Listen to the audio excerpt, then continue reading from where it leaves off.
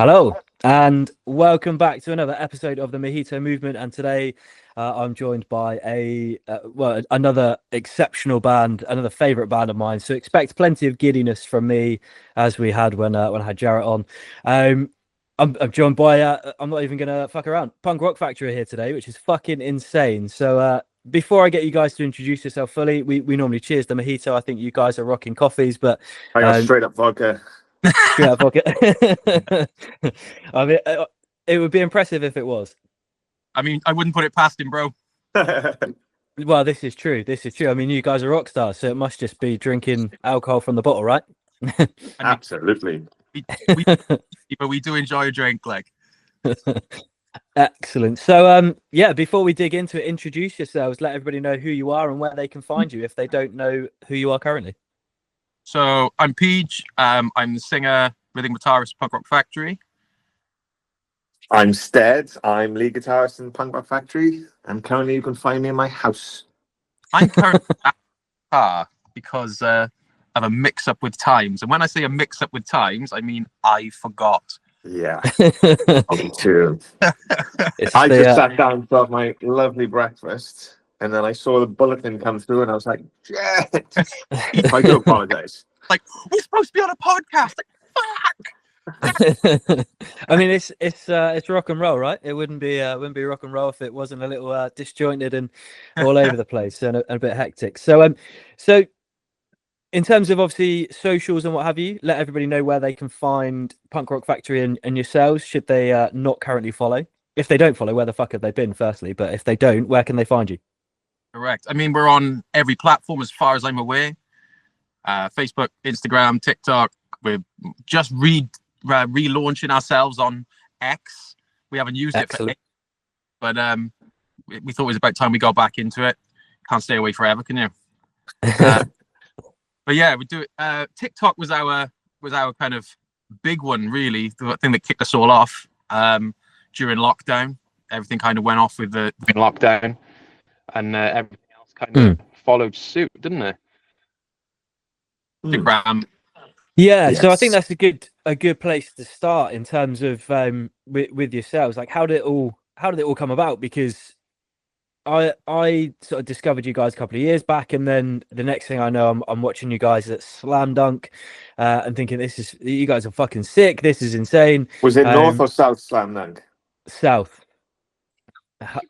Yeah, Hatfield. Yeah, I've never ventured north. I nearly ventured north this year because the lineup was so strong when they released the times. There was too many clashes, and I was like, oh, can I justify buying a ticket for north so I don't have as many clashes? But alas, it never happened. But yeah, you guys just sort of seemed to explode onto my radar, and like I think it was my missus that introduced me to it, because obviously you're covering all the Disney songs, and her and one of our best friend Liam just always sing Frozen together, which is mildly amusing. So the minute it became pop punk, I was like, I can get on board with this. I'm not too keen on doing the whole let's sit and watch Disney films all day, but I can definitely buy into some pop punk versions of some Disney classics, and the love affair grew from there. I was singing my heart out in Bournemouth end of last year, I think it was, to Sailor V and some of the pop classics that made me feel like a child again. But how did it all come about? Whose idea was it, and when did it really start to take off? Well, it was back in like 2014, believe it or not. Benj was throwing together just some ideas on like covers of just any old song, really, like pop punk covers of random stuff, things like Eternal Flame and just like random songs like that. And he showed them to Cobb, and then Cobb showed them to me, and then we did one or two tracks together, and then Stead got on board, and then nothing happened for about 3 years. I mean, I blame you, Stead, to be honest. I was going to say, to make it sound like it's my fault. No, we all kind of, we had stuff going on, life going the way, and we just kind of, we had put a couple of songs on YouTube, and that was literally about it. We all kind of went our separate ways for a bit, and then, what was it, 2018, 2019, we started to get back in and do it and have a bit of fun. We put an album together then at the end of 2019, which was our first album. was kind of just like a mix of like guilty pleasures and like 80s, 90s stuff. But on there was Just Can't Wait to Be King from The Lion King. And we did it because the new remake of The Lion King had come out. So we thought, let's jump on the hype of that and see what happens. And so we put it out. Nothing happened. Nobody listened to that album at all, to be honest. And then that was the end of 2019. And then, of course, COVID hit early 2020. Yeah. So everyone was just stuck at home for however long it was. Everyone was just on TikTok and Instagram. So we put Just Can't Wait to Be King up on TikTok, and it went bonkers, didn't it? It was wild. That was the first one that really kicked off. I think it hit like within like 48 hours or something. And you'd be refreshing your phone. I was taking the dog for a walk and refreshing my phone. It was going up 10,000 every time I'm refreshing. It was like, Jesus Christ. It was insane. And then we were just going through the comments, and it was like, do more Disney, do this song from Disney, do this song from Aladdin, do this song, do Frozen, do Moana. And we were like, oh shit, that's it then. So at the original plan, we were just going to do a couple of songs, weren't we? Yeah. And then Benj kind of had a little deep dive into the whole kind of Disney goes punk thing. And obviously bands have done Disney stuff before, and there's been like compilation albums and stuff, but no one band had ever done a Disney album. Yeah. So we were like, well, fuck it, let's be that band. Like, so we did during the 2020 lockdown, we worked remotely, building out these tracks and stuff. And because all these artists, every band in the world was stuck at home, we just reached out to people like Jarrett, and we were like, do you want to jump on a song? And everyone was bored, man. Everyone did do like that was going to be the next question, because obviously the list of people that you've had come on and be part of the tracks that you put down is pretty exceptional. And I was going to ask the question in terms of how that came about, but I guess it's the perfect storm of lockdown. It gives you time to be creative, and equally everyone's twiddling their thumbs. Nobody's too busy. Nobody can give you the excuse of, sorry, we're on tour, we can't do it. Like, everyone is sat in a room probably bored out of their fucking mind. So when you come up with a good idea like that, it flies. And it's been fucking, from a listener's perspective, from a fan's perspective, it's been epic, because it ticks every box. You've got that exceptional pop punk sound that just makes everybody happy, and you just tap into endless nostalgia, and it's pretty unique. Obviously, I've been a big fan of bands like the Gimme Gimmes, who have perfected the art of pop punk covers and taking songs that you think would never work as a pop punk song and turning it into something pretty brilliant. But I thought they might have been a bit of a one-off, with a few sort of bands that come along that try to emulate it and it doesn't really work. And you guys have definitely shown that actually when it's done properly, it can be fucking exceptional and a lot of fun, and easily one of the best bands that I've seen live, in terms of just nothing gets funnier than seeing a bunch of dudes in like their like late 20s, early 30s singing their heart out to fucking songs from Aladdin. And the rest, bro.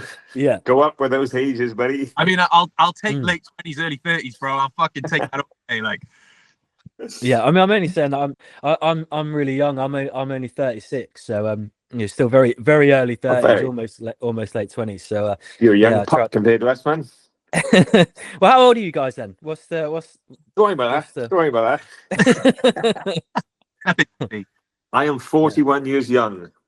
41. Well, you're not showing it, both in terms of appearance and just the way that your band your band is together. I would have placed you much younger than your 40s. So 24/7, bro. But I guess again, it's probably an indication in terms of, on the subject of age. Loads of people get a bit het up in terms of like the aging process and freaking out about getting old and stuff. But I think when you do something you love, you there's a phrase I always like, which is, growing old is a given, but growing up is optional. And I think again, bands like yours are a great indicator that actually if you can find something that you love that you can enjoy, and that in itself can keep you feeling young, and it can keep you grounded, and you can basically not become an old boring bastard too soon. Thing is, if anyone's got a problem with the age thing, fuck off. I get to play guitar for a living. It's class. I'll play Under the Sea till I'm 60. Don't worry about it. Just don't listen if you don't like it. I fucking love it. Yeah, 100%. I mean, to be fair, I spend most of my time on TikTok saying the word cunt and calling people shit cunts. So, yesterday's video was all about jizz. Apparently there's hidden calories in that shit. So, if you like guzzling cum, just be careful. Make sure it tracks. No. There's your gains right there, bro. But this is the thing on that subject. This is a complete tangent from what we were going to talk about, but fuck it, we're here. If it's mostly protein, 30% of those calories are going to be burned to digest it. So maybe it's not the worst thing in the world to be chowing down on. Drop them. Each to their own is what I say. Don't yuck somebody's yum. So obviously we've tackled like the early stages in terms of how you came about and the initial idea. At what point did you start to really think, holy fucking shit, this is way more than putting a few covers out that are quite enjoyable to play and trigger a little bit of nostalgia in people and are quite funny? At what point did you start to think, fuck, like this is serious shit now? It was literally the day the album dropped, wasn't it? Yeah. When we saw the listeners on, because when you on Spotify, you get an app for Spotify for artists, and you can see how many people are listening at any given time. And I went from like 4 right up to like 400, 500 people listening at any time, and like it might not sound a lot, but like that's pretty good for us. And it was just like that then for days and days and days, and it was fucking wild. It was like, holy shit. And it wasn't dying down. It was like, this is amazing. And it just after that, and it was like after that then it was things like wandering around the fucking supermarket and people just being like, you're like what the fuck? I'm buying poppadoms and naan breads. Like, what the fuck?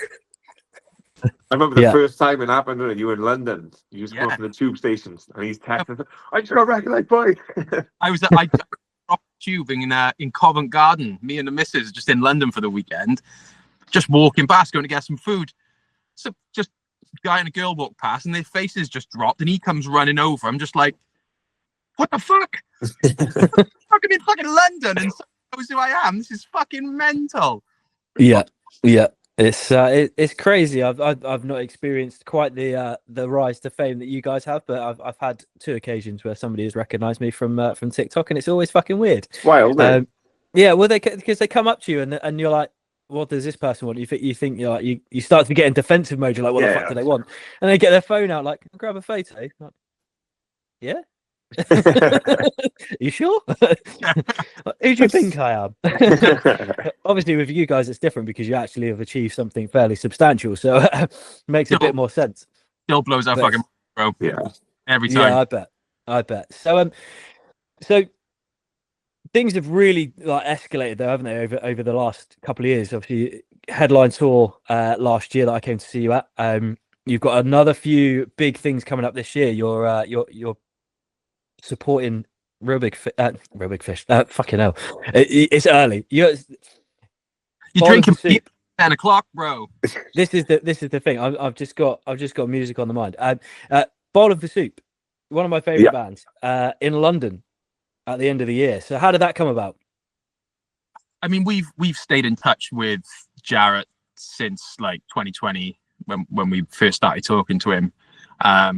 We've hung out a bunch of times. We've met up at festivals. We've been to, we've hung out backstage with them at their shows, and we're at the good friend stage now, aren't we? Yeah, we are. Yeah. Which is probably one of the nicest guys around, by the way. Isn't he? Absolutely. All of them are. Absolutely. Like, they're so lush. We are literally on just like good friend terms with them now. So whenever they're around, they'll message us, we'll message them. And we've said between us, between the 2 bands a lot, we need to do a show together or we need to tour together. And there's been offers and ideas thrown around over the last 2 or 3 years. And they've just never really worked out, just in terms of timings, or like if they wanted us to do some shows with them, but we already had a tour booked, so we couldn't really do it. And they crossed out. It was all, all that kind of stuff. But no, this Wembley thing, like they got in touch and about us supporting, and it was the first day of tour last year, wasn't it? We were in Belfast. in Ireland, Yeah, we got a call to say there's a chance we could support them in Wembley, and we were just like, what? It's fucking mad, isn't it? Yeah. Like, not just in terms of like being able to support a band that are that big, that have been around that long, but to do it at Wembley as well must be an unreal experience. Oh, it's mind blowing, man. It is like, yeah. I mean, just about 18 months ago, they played. I still call it the CIA. What is it called now? Motorpoint. I don't know. I think it's back to the CIA now. Yeah, the CIA in Cardiff, which is like one of the biggest venues apart from stadiums in Cardiff.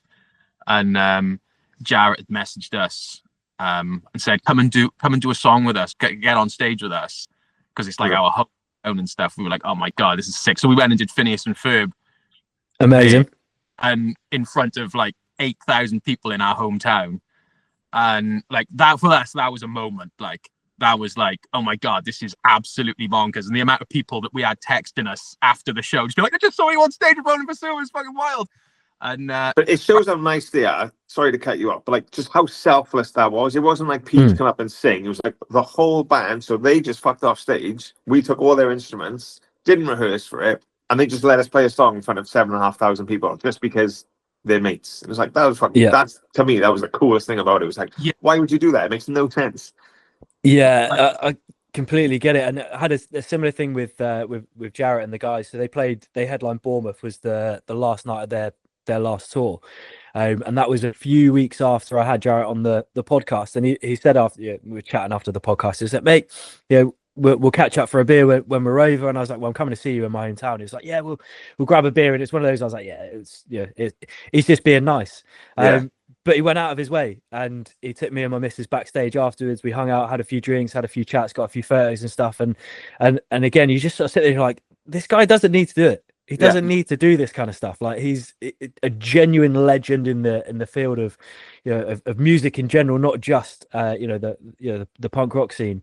And here he is just being like, yeah, come and hang out with us, and like going out of his way to sort it out. They're top blokes. So I'm buzzing for you guys to support them at the end of the year. I need to sort my ticket out, but I will be there one way or the other. It's gonna be cool. It's gonna be insane. Yeah, it's gonna be epic. So, we didn't think the moment could get better than that Cardiff moment, and then we get asked to play Wembley with them.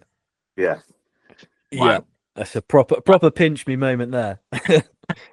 It's getting to the point now where like friends and family are having to accept the fact that you're big time now. Like you're not just covering a few Disney songs and making a few people laugh on social media. Like you're big time.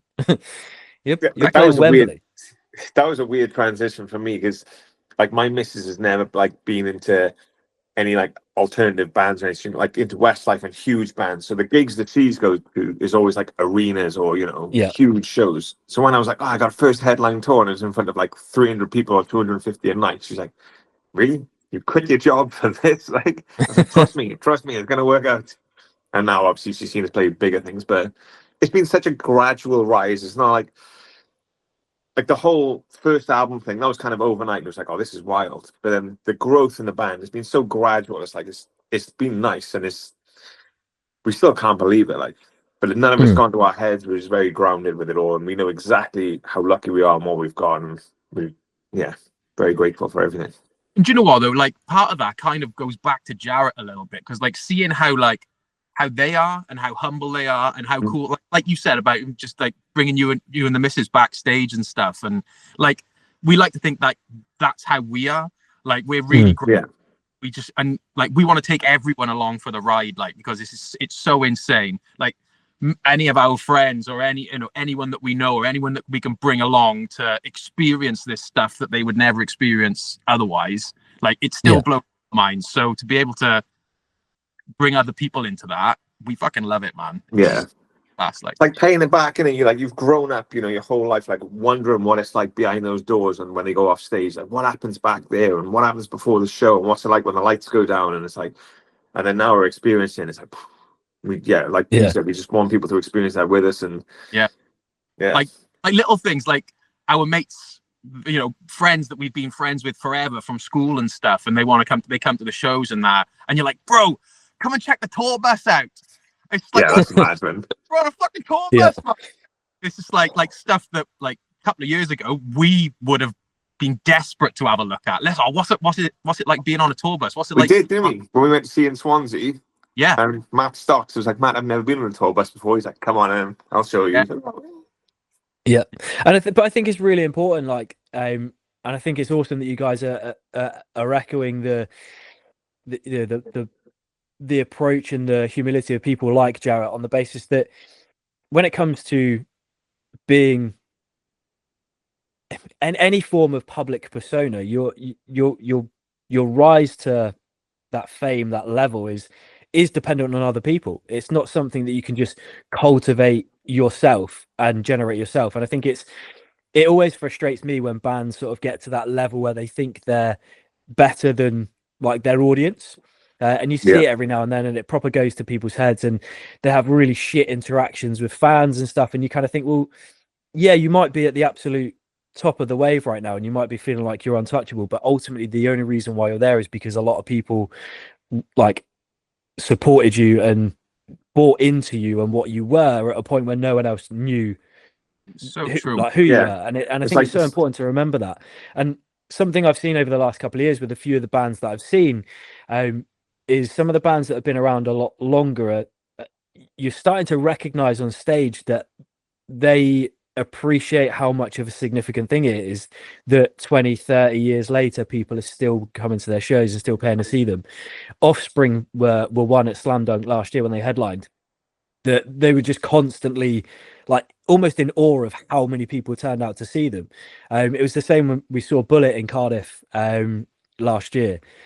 They were exactly the same. It was the same when we saw Bring Me actually in Bournemouth last year. Ollie Sykes was like blown away that 20 or 25 years later that people are still coming to his shows and still want them to play the early tracks and stuff. And you for me as someone in the crowd, I mean, what you can't see is just over here I've got a wall of guitars which I can't even fucking play anymore, but it's very unlikely I'm ever going to be on the other side of the stage and know what it's like to experience it. So for me, I always find it's really important to feel like who I'm watching appreciates the audience being there.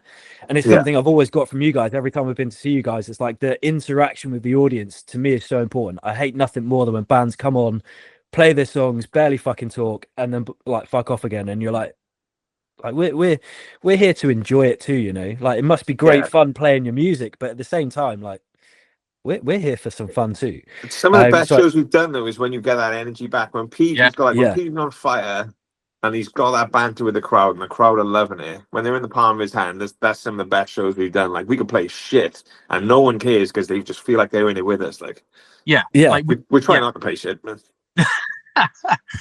Like to have, like you said, to have that interaction, like to kind of just bring that crowd into the fold is like it's just like being in a room with your mates. Like that's the kind of vibe that we like to go for. Like say about the bands that don't talk in between songs and they got like whole kind of moody ego thing going on and stuff. Like our set, if you just put the songs together, is about 45-50 minutes of music, but then we end up on stage for like an hour and 20 minutes. Just talking shit, bullshit in between the songs. There's game shows and stuff. But I think it's really important because music in general is such a unifying thing.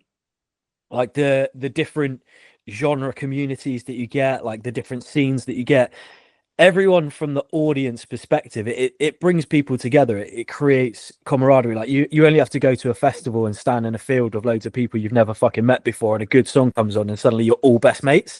Like music has this incredible ability to bring people together. And I think it's when you're at live music, in my opinion, it's essential that bands play on that because we want to be part of it. Like, we're going to have a good time regardless, but we want to have fun. We want to feel like you're having fun, and we want to have fun together because it both will bring the best out of each other. If the audience is having the best fucking time, you guys will say that was the best fucking show ever. If we think you're having the best fucking time, we're going to be like, this is the best fucking show ever. And it just amplifies everything. So it's so refreshing with bands like yourself. It must be easier with bands like yourself because you are a bit more of a party band. I'll put you in that category with the likes of Bottom for Soup, Zebrahead, these bands that are just fucking good fun and a good laugh. So it probably makes it slightly easier to have that banter and that atmosphere. But I just think it's so important that bands actually recognize how much it adds to the show for them to actually interact with the people that are there, and not just, like you said, do that sort of moody ego thing where it's like, we're going to come on, we're going to play like 20 songs straight off the bat, we might say thank you, we'll then do that really annoying thing where we all leave the stage, it goes dark, we know we're coming back on, but we're going to pretend like we're not, and we're back for 3 more songs, we're still not going to talk to you, but we're going to do all of this anyway. Well. Oh yeah, mate, I love an encore. I absolutely love an encore, but at least have the decency to to play to the crowd and be like, that was the last one, see you later, and then come back and be like, oh, we're doing it all. That's fucking like, give me something to giggle at. Don't just be all quiet with it. To be fair, even the start of our encore is I just kind of walk on and just stand there and just wind the crowd up a little bit before we start. Like, do you know what I mean? I love it. So what have you guys got coming up? Because obviously I know we've got Bottom for Soup with Wheatus at the end of the year. You guys are touring next year. I believe you're actually playing Bournemouth again. We are. February, is it? End of February? Yeah, somewhere on there.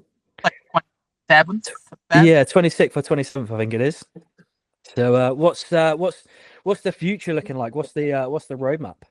Well, we got some festivals and bits now through the summer. We're actually playing. You sounded like you had exclusive news, Ken. Well, even I was excited. We're doing. I don't know how it's pronounced. Is this SBAM or Spam Fest? BAM. BAM. And it's the headline band is Me First and the Gimme Gimmes, and we are on just before them. Amazing. That'll be fucking sick. And before us is the Ataris. Amazing. What a lineup. Yeah. The wild we're on after them. Yeah, mental. Especially in a European country.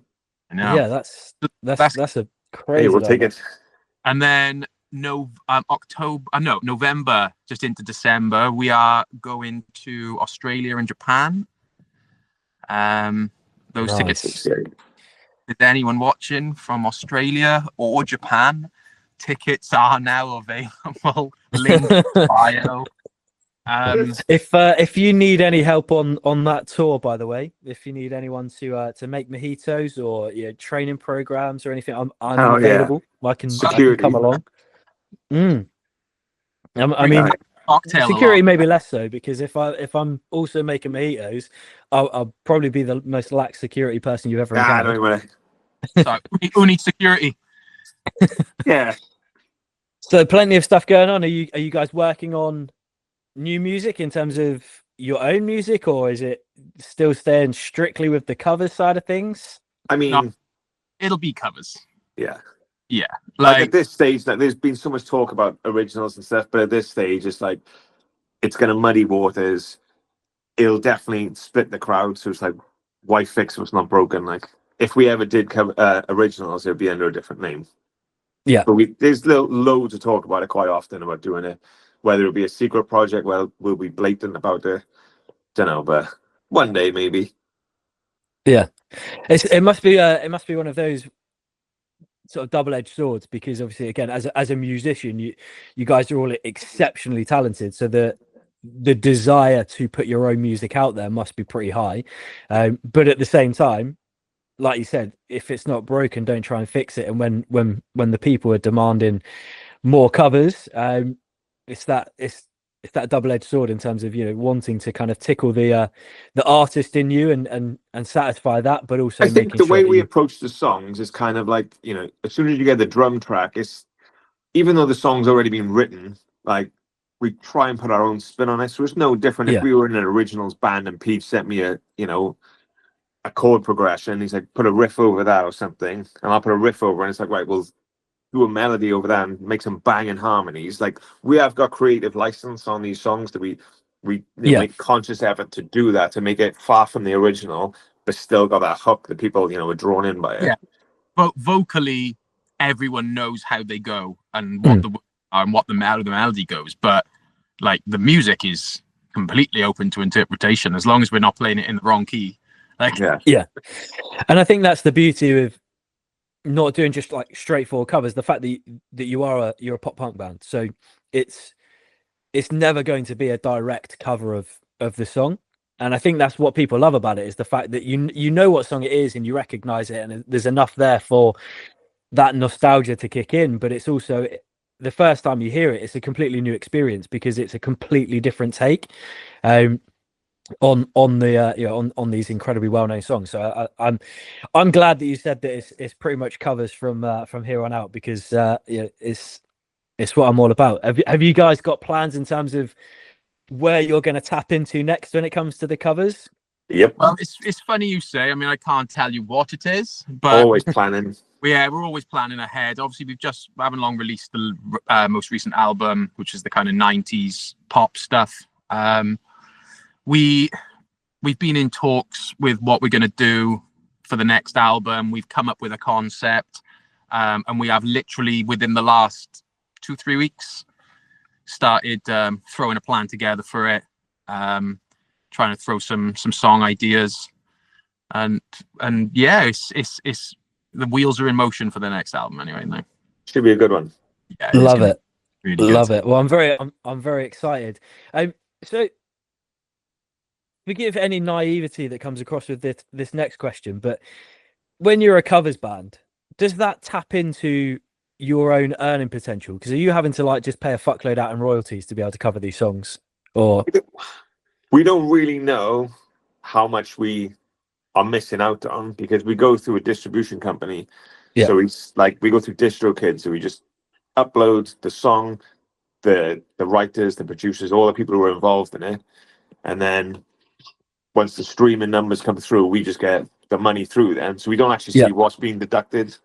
And equally, probably for the best.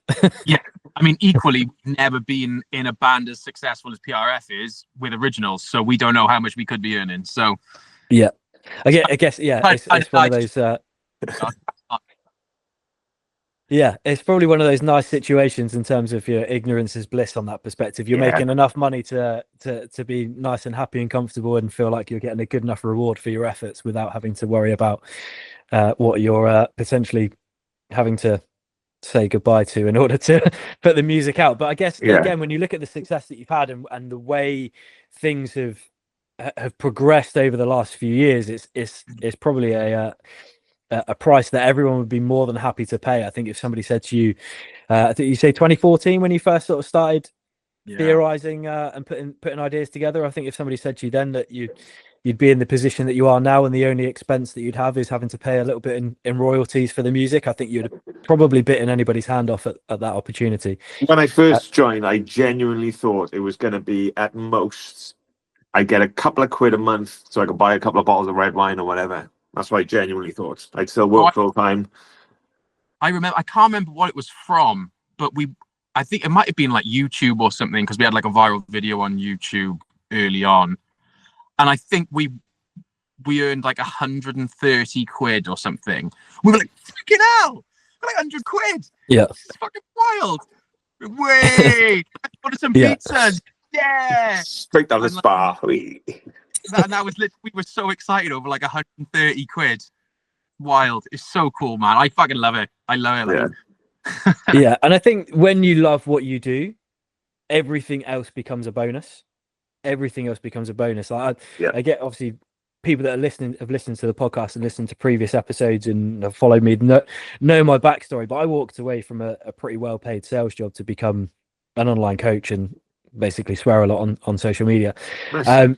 And it's still like my success and what I've achieved is very small scale and compared to you guys, but it still blows my mind when I get notifications from TikTok and it's like telling me that I've made some money off of a video, and I'm like, well, I was going to post that fucking anyway. So whether it got 4 views or a few 100,000 views, like it was going up anyway. So it still blows my mind when that happens. Or like if you go live and people are like giving you gifts, and it's like, this actually costs you money and you're just sending it to me because I'm sat here answering a question. Like it's mental to get your head around at times, just how awesome it is when you build like a little following of people that that really appreciate what you do, and the lengths that they'll go to kind of show their support Put your faith back in humanity.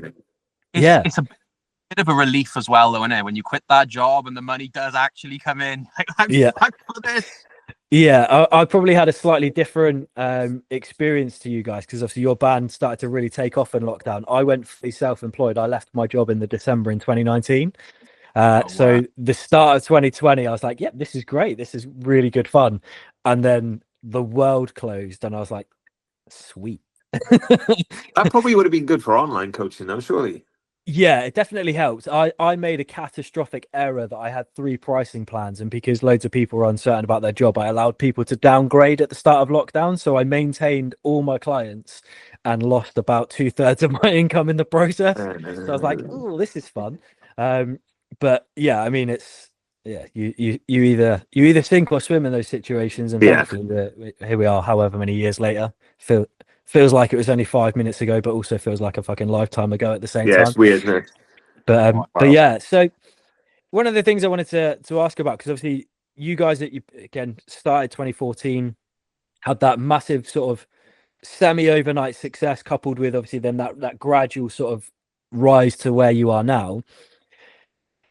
One of the things that a lot of bands obviously go through, which you guys have experienced recently, is you start as a core group and you achieve a great deal of success, and then you have to replace a member of the band. What's that been like for you? Because obviously you're having to obviously replace the drummer.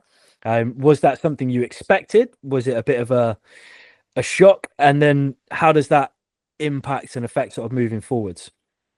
I mean, Cobb's always been a very business-minded guy. Like he's super talented in stuff that he does business-wise, and like if he was ever gonna leave, it was gonna be business reasons and nothing else. Do you know what I mean? And and that's what it was in the end. Like he does like online marketing. He works like does stuff like that for like record labels and things like that. So like, opportunities came up for him, which is really cool. Like we're super happy for him, man. Like it's class. Like there's no bad blood there. There's no animosity there. Like we obviously, as things have progressed as well, we're touring more and more, which was something that we never sort of saw for us, to be honest. It was we were never going to be this like hardcore touring band, and it is kind of going that way a little bit more than we anticipated. So the fact that it was touring, it was being away from the family and stuff, and also having to be away from his business and trying to do business whilst on the road, sat on a tour bus with all of us drinking and pissing about and whatever. And yeah, so was it expected? No, but am I surprised because of what the reasons are? No. So and we're super happy for him, man. Like it's all been all been transition. It's all been really cool. And I guess a positive of the success that you've had is it probably becomes slightly easier to find an adequate replacement, because the demand for people to want to be a part of what you've created is going to be much higher. So it's not like, again, if you were sort of still on the up and perhaps not as well known, that might have been that stress of like, fuck, like where do we get a drummer from now? You've probably got the pick of anyone that you want, and I imagine you probably had a fuckload of people reach out and be like, I'll do it. It's wild, man, because like Cobb's drumming ability is fucking big shoes to fill. Like Cobb is a phenomenal drummer. And like you said, like if you were a lesser known band, like you're just going through reams and reams and auditioning drummers and just being like, oh my God, this is fucking painful. Like I have been there with other bands, being like, I need a drummer. Because like in a band that I was in back in the day, like I'm talking like 2007, Cobb actually played the drums on the album for the band I was in. And then we had to find a drummer that was as good as him. And we were an absolute nobody band. And couldn't fucking find anyone that could play it. Yeah. And I had a very similar thing when I was in my teens. I was in a ska band, and we auditioned for a local festival that Capdown were headlining of all people. And I was like, we're a ska band, we've got to get on this festival lineup. We didn't make it, but we had the same thing, that our drummer wasn't available for our audition, so we got a mate in who was an incredibly good drummer, did an absolutely insane job. And then when we went back to rehearsing afterwards, everyone was just kind of like, this guy's a bit shit. How do I get the other guy? And then you're in that like stressful place where you're like, the bar has been set too high. Yeah. We were lucky. We've had a bunch of offers from drummers. We auditioned a few. We even had people out reaching out from the US and stuff. A couple from fairly well-known bands over in the US. Can you name drop? Can we? I mean, the drummer from Urban Legends. Amazing. Also the drummer for Real Big Fish, I believe. Amazing. So he dropped us I forgot, that's why I said I don't know.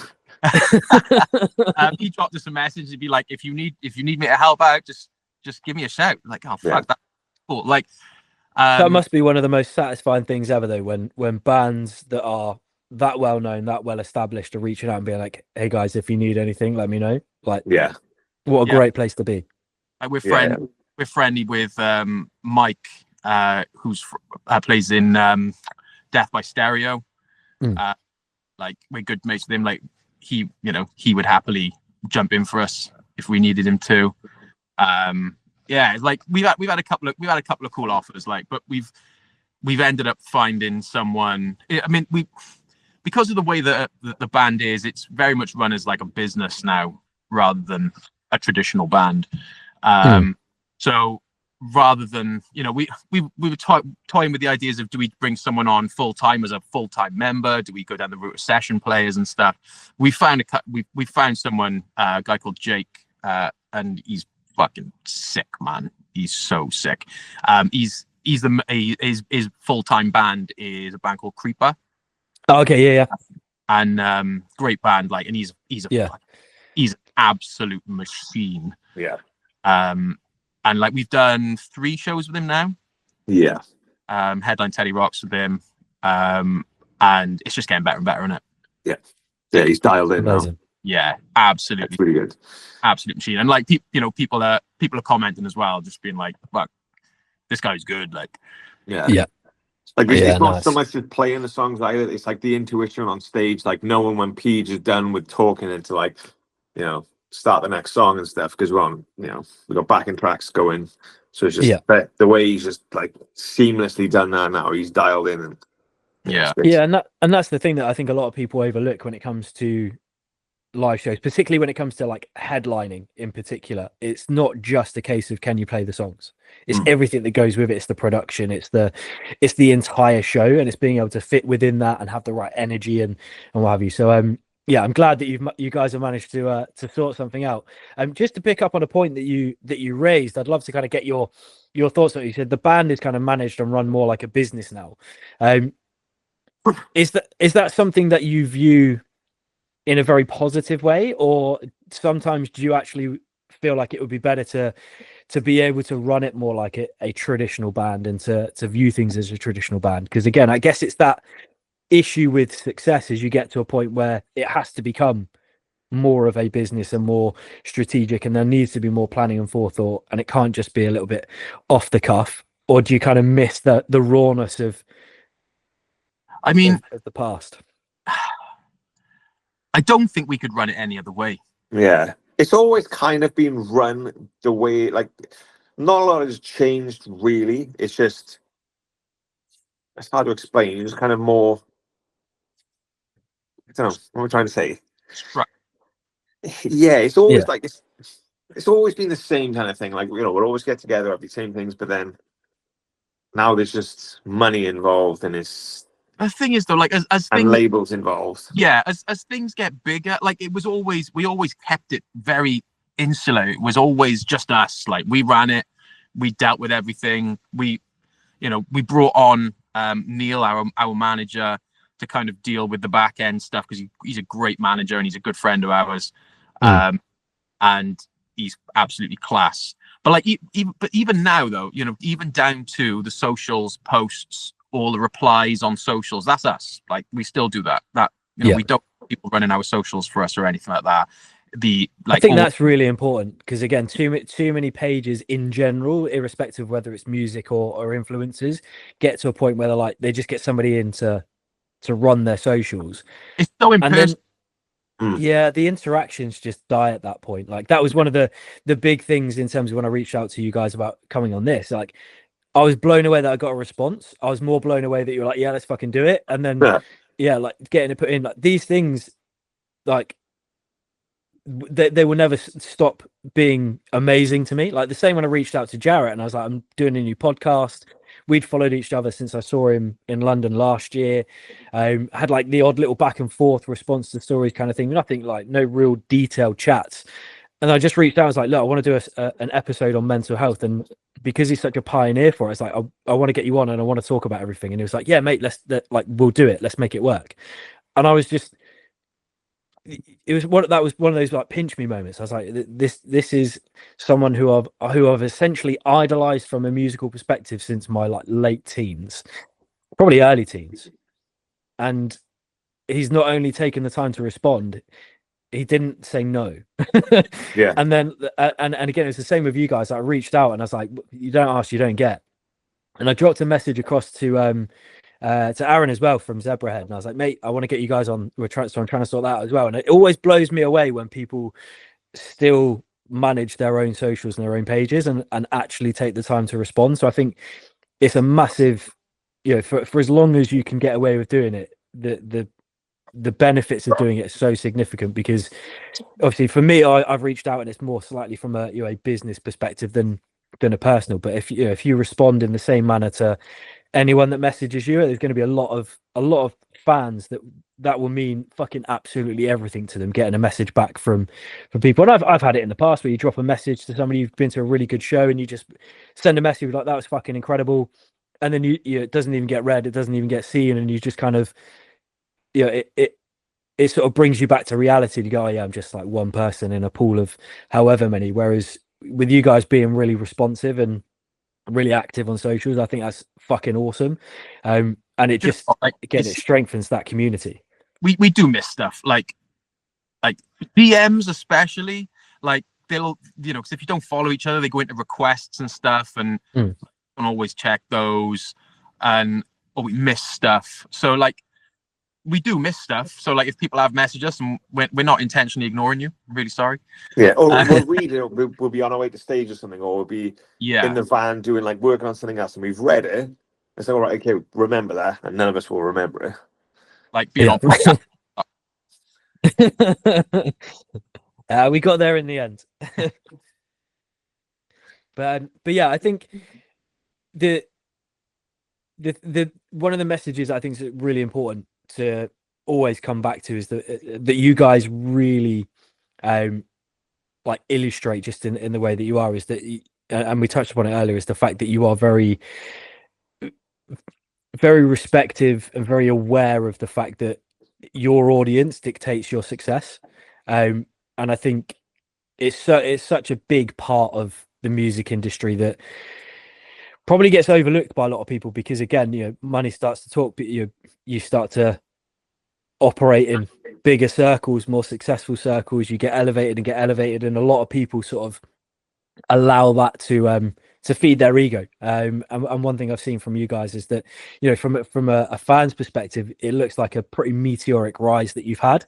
So even though you felt that after that initial success, it kind of was more of a gradual rise that you've had of late, I think for me as a fan, it seemed pretty big and pretty quick, but at no point have you ever come across that you've changed from who you were at the start when you first put the first track out and we're like, let's just see what happens here. It's which I think is really important, just to give you guys that feedback, because again, that's good to hear, man. Thank you. We do, like, not that anyone's got an ego, but like we've always said that if any one of us starts acting up and is being a prima donna, they're gonna get a slap.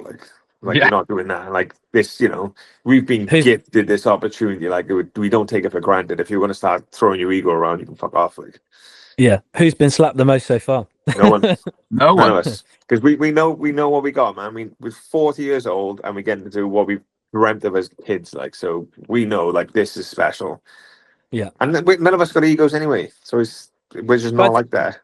I think that's an awesome thing as well, because a lot of people feel a lot of social pressure to have it all figured out by their 20s, you know, to be like married, house, perfect job, and all this sort of stuff sorted as early as possible in life. And there's a lot of people that get stressed. You know, some of my friends, we're in our mid to late 30s, and some of them are single and don't have their own place and what have you. And you have conversations, and so many people feel frustrated that perhaps they haven't got it nailed by the end of their 20s. They haven't got it all figured out.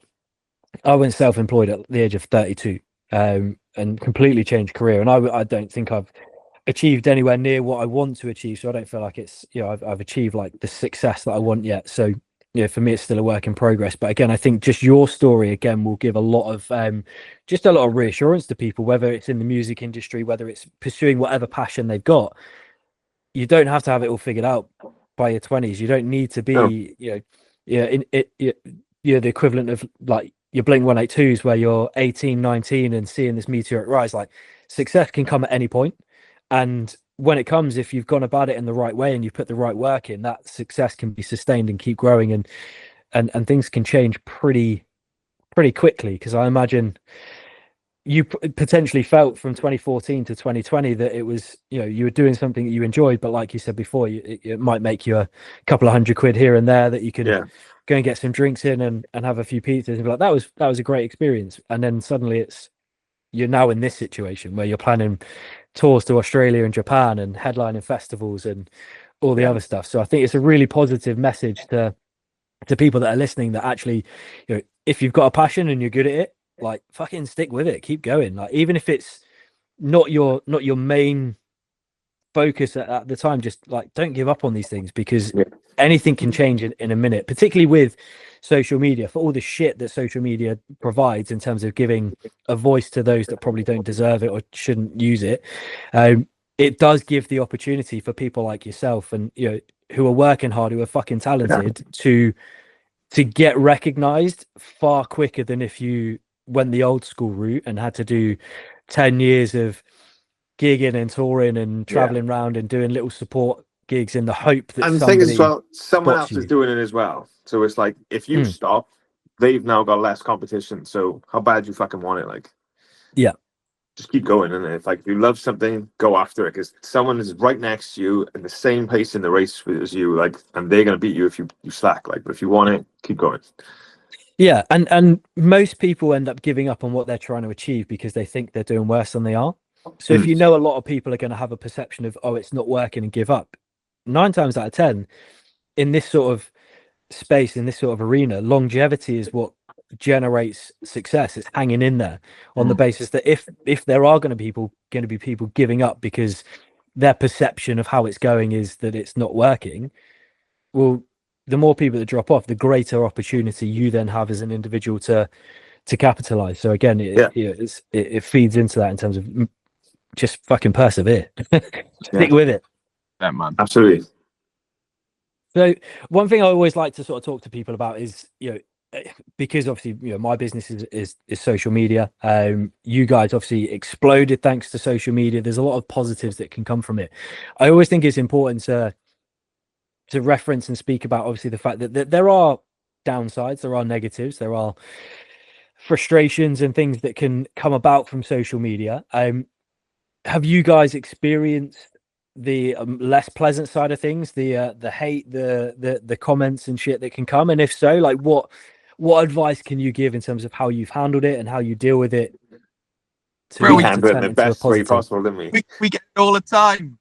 We get it all the time. Sid Vicious will be turning in his grave. This is not punk. What the fuck is this shit?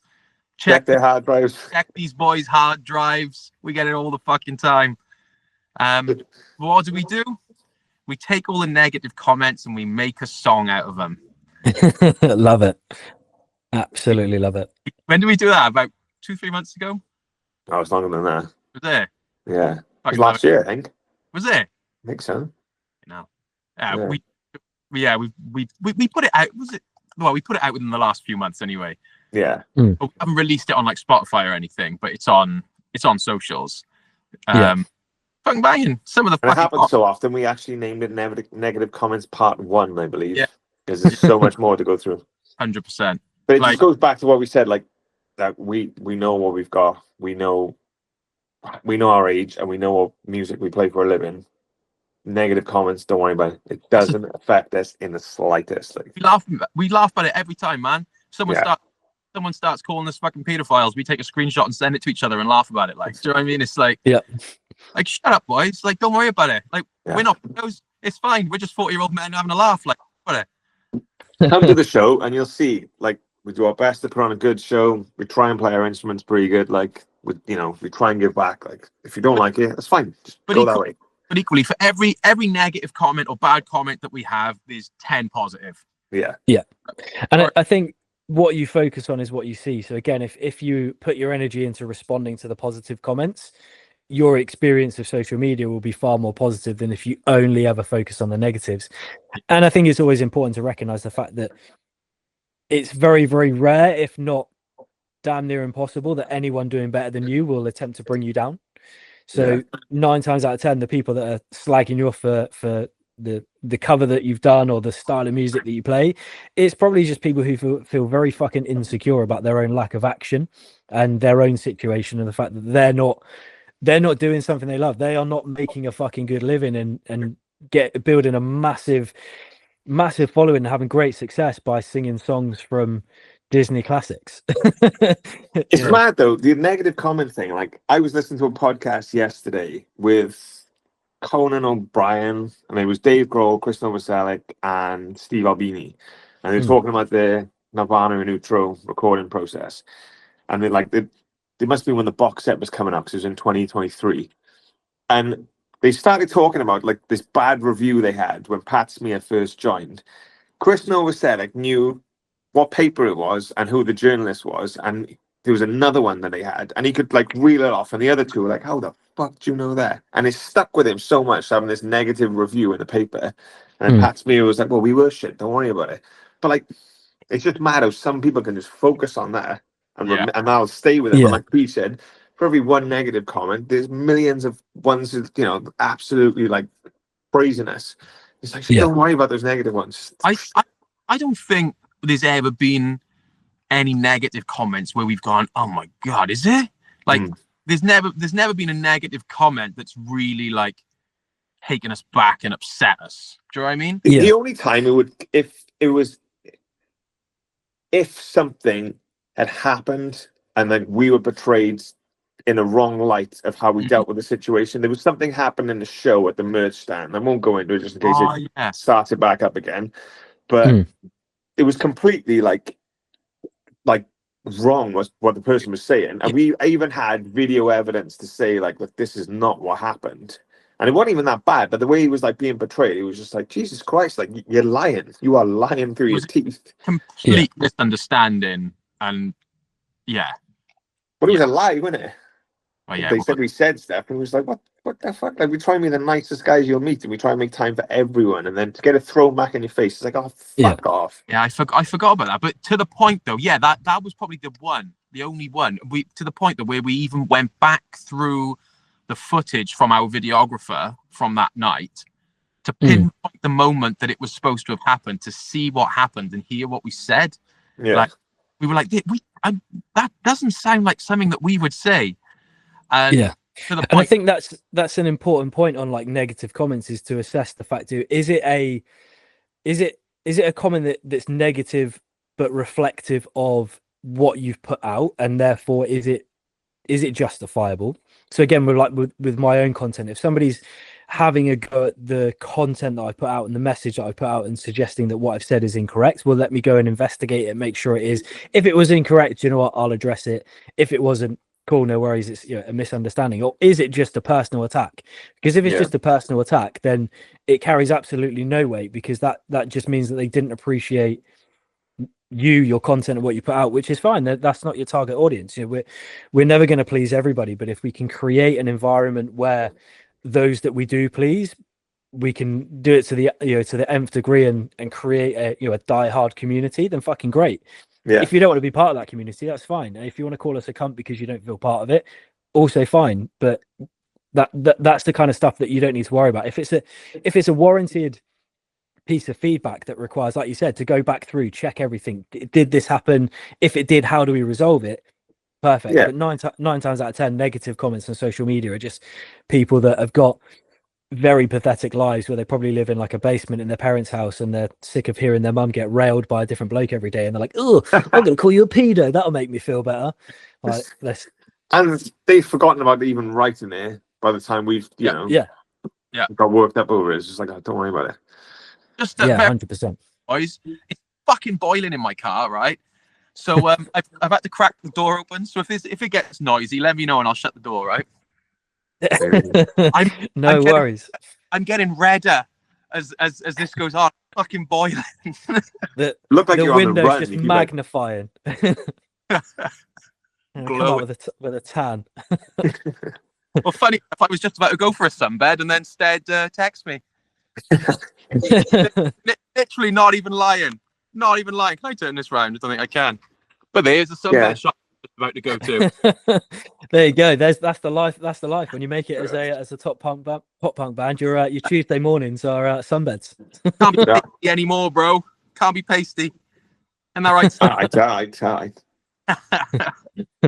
I feel like there's a little in joke there. Is he suggesting that you're a bit too pasty?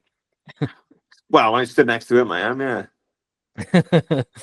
So I put my mate through that for the last week or so. We a group of us went on holiday to Malta, and a few of us got tanned quite quickly, and a couple of our mates did not tan so fast, and took exception to how pasty they were. yeah, that's me. I did actually. While we're on the subject, it's completely irrelevant, but I was going to inquire in my gym this morning because the owner was there. My gym's always quiet. There's no one ever there. So the owner was there. Like, bang, and I'm going to ask him about sunbeds. And then when I went to leave, he was just talking to this old guy for friggin' ages. He's never talking to anyone. The one day I want to talk to him, like I said. Experienced. I feel like there's going to be some kind of commercial thing that's going to come off the back of this. You're going to be the fate of the local tanning salon. Have your own range of sunbeds. Fortune. I could have gone to Barbados for the amount I've spent in there. Fair. So I think this is probably a good place to begin to round things off. Obviously, I could sit and chat to you guys all day, but you've probably got things to do because you're big successful rock stars. Just my egg on toast is now cold. I gotta get. Yeah, I that's been in the back of my mind since we started. The fact that you made eggs on toast, and I've seen my gains, bro. Yeah, I've seen off my my mojito in the last hour, and I've been acutely aware that your breakfast is going to be fucking cold. But you know, you're a big rock star. I'm sure you've got some. I got a microwave. It's all good. And I hate eggs anyway, so they're going to taste shit, cold or hot. So don't worry about it. I like the way they use the word big because he is fucking. Show him.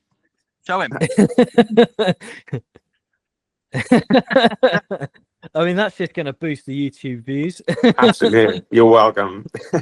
But yeah, to round things off, obviously, I'm very grateful for you guys taking the time out to come on and have a chat and share your story and your experiences. Obviously, I'm personally very fucking excited to see what comes. The new album that you can't give me the details of, I'm sure will be fucking brilliant. Let's do it again when the new album comes out, man. Yeah, 100%. I was going to say we'll definitely get you back on again when the new one's out. I need to make sure I come see you guys obviously in December and definitely in February next year as well. For December, just drop us a message and we'll sort you out now. Perfect. I will drop you a message after this. Appreciate that. I very much appreciate that. But for anyone listening who doesn't currently follow, make sure you give these guys a follow. If you have any interest whatsoever in any music from the 80s, the 90s, from Disney, from anything in particular, here we go. There's a little sales pitch for you guys. But yeah, go and give them a follow because you are easily one of the best, most engaging bands that just bring feel good factor on fucking steroids. To be honest, it's like happy music on LSD. It's insane. Nice. So yeah, there you go. That can be your slogan for the next album. Can you make that pop up today? Yeah, I'll pop that in the edit. But yeah, if you don't currently follow these guys, go and fucking check them out because they are exceptional, and it's not just me saying it from a fanboy perspective. Maybe it is a little bit, but before we disappear, I always say the same to everybody. Just give a quick overview who you are, where they can find you on socials, and yeah, if there's anything you want to add, anything exciting that you would like to say it here first, I would always take a take a bit of breaking news as well. So we are Punk Rock Factory. If you like anything to do with Disney, TV, cartoons, when I say anything, I mean the music. Like retro stuff, and you like pop punk, then I know it's quite niche, so it might not be you, but that's us. We're on all the socials. Punk Rock Factory. That's us. Just have a look. We're stupid, and we got great tans, and Stead's got massive arms. Well, I got great tans. Stead's got massive arms. There you go. You heard it here first. So yeah, guys, honestly, thank you so much. It's been fucking incredible. Thanks for everybody watching. Make sure you like, subscribe, and all that good shit. And I will be back on the next one. We will get you guys back on again when the new album is. And yeah, we'll definitely speak to you guys again soon. And for everybody else, I will be back with another episode next week.